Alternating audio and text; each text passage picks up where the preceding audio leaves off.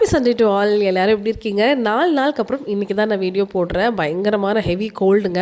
So அதனால என்னால் எதுவுமே பண்ண முடியல. ஸோ இன்றைக்கி ஃபைனலாக ஹேர் கேர் பண்ண போகிறோம். இந்த பேக் வந்து உங்களுக்கு நிறைய முடி கொட்டுது அப்படின்னா சூப்பரான ரிசல்ட்ஸ் உங்களுக்கு கிடைக்கும். இதுதான் காய வச்ச முருங்கைக்கீரை இலை. நிழல்லே தான் காய வைக்கணும், வெயிலில் வைக்கக்கூடாது மெயினாக. ஸோ இந்த பேக்குக்கு என்னென்ன விஷயங்கள்லாம் தேவைன்றதை சொல்கிறேன். ரொம்ப நீங்கள் வந்து ஹீட் பாடியாக இருக்குன்னா நீங்கள் தாராளமாக வாரத்துக்கு 3 தடவை கூட இந்த மாதிரி ஹேர் பேக் யூஸ் பண்ணிக்கலாம். இல்லைங்க எனக்கு உடனே சளி பிடிக்கும்னா வாரத்துக்கு ஒரு நாள் மட்டும் யூஸ் பண்ணுங்கள். ஃப்ரெஷ்ஷான ஆல்வேரா கிடைச்சா எடுத்துக்கோங்க. ஸோ எனக்கு வந்து ஃப்ரெஷ்ஷான ஆல்வேரா கிடைக்கல. ஃப்ரெஷ்ஷான ஆல்வேரா இருந்தால் தேவையான அளவு எடுத்து 7 டைம்ஸ் க்ளீன் பண்ணி நீங்கள் இந்த ஹேர் பேக்கு யூஸ் பண்ணிக்கலாம். ஸோ எனக்கு ஷார்ட் ஹேருங்கிறதுனால ஒரு 3லேருந்து 4 ஸ்பூன் அளவு நான் எடுத்துக்கிறேன். அதுக்கப்புறம் சுத்தமான தேங்காய் எண்ணெய்.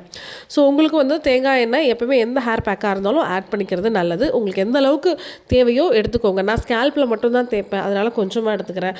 நீங்கள் முடி ஃபுல்லாக தேய்ப்பீங்கன்னா நல்லாவே நீங்கள் தாராளமாக எடுத்துக்கோங்க.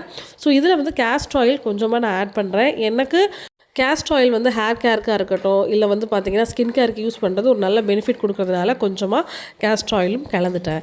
இதுக்கப்புறம் தான் வந்து பார்த்திங்கன்னா மெயினான விஷயமே இருக்குது. ஸோ நம்மக்கிட்ட வந்து பார்த்திங்கன்னா காய வச்சுருப்போம் இல்லையா, அந்த முருங்கைக்கீரை லீஃப் அதை நல்லா போட்டு அரைச்சிக்கோங்க. பவுடராகவே வெளியே கிடைக்கிது, அது நம்ம வந்து இன்னும் நல்லா ஃபைனாக கிடைக்கிது பவுடர்ஸ், அது ட்ரை பண்ணி பாருங்கள். ஸோ நான் வந்து முருங்கைக்கீரை கம்மியாக கிடைக்கிறதுனால வாங்கி காய வைக்கிறேன். மிக்சியில் போட்டு அரைச்சா இந்த அளவுக்கு தான் கிடைக்கும். இதுக்கு மேலே வந்து நமக்கு தூள் கிடைக்காது.